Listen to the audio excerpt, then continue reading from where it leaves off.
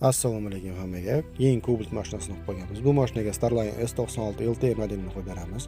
Magigar signalizatsiyasi turibdi. Bu yerdan yechib tashlab, o'rniga Starline qo'yib, ikkita eshigi beshkulchov dostup, start-stop funksiyalarini yoqib beramiz.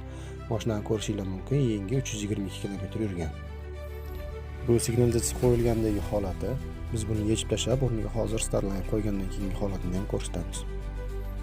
Signalizatsiya qo'yib bo'lingandan keyingi holati ko'rishingiz mumkin. Hech qanaqa lishniy simlar osilib yotgani yo'q.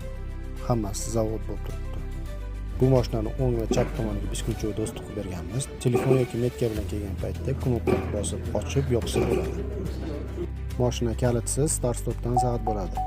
Bu funksiyani Starline signalizatsiyasi orqali realizatsiya qilib berganmiz. Signalizatsiya orqali salonchidan bagaj ochish knopkasini qilib berganmiz. Mashinani telefon orqali dunyoni xohlagan chetidan ochib, yopib, zabt qilsa bo'ladi. Prajina tepasida mashinaning sostenasini ko'rsatadi, pastki qismida kartada mashina qad turibdi, qatdan qad kelganlarini ko'rsatadi. Mashinani hech qanaqa muammosi zavodskiy kalt orqali ham boshqarsa bo'ladi. Signalizatsiya orqali zo'r funksiya qilib berganmiz. Mashina skorostda bo'lgan paytda avariyani qisqa bossa 3 marta migatib qo'yadi, rahmat funksiyasi. Avariya kerak bo'lsa 1,5 sekund bosib tursa avariya bo'lib ishlaydi. Parkovkada turgan paytda o'zini holatda ishlaydi. Zavodskiy pult orqali mashinani ochib, yopib, zabt qilsa bo'ladi.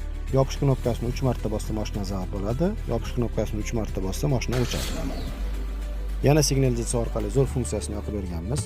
Truvoga bo'lgan paytda registrator 2 minutga zabt qiladi. Kimga shunaqa sifatli xizmatlar kerak bo'lsa, pastdagi nomerlarga bemalol aloqaga chiqarasizlar. E'tiborlari uchun rahmat.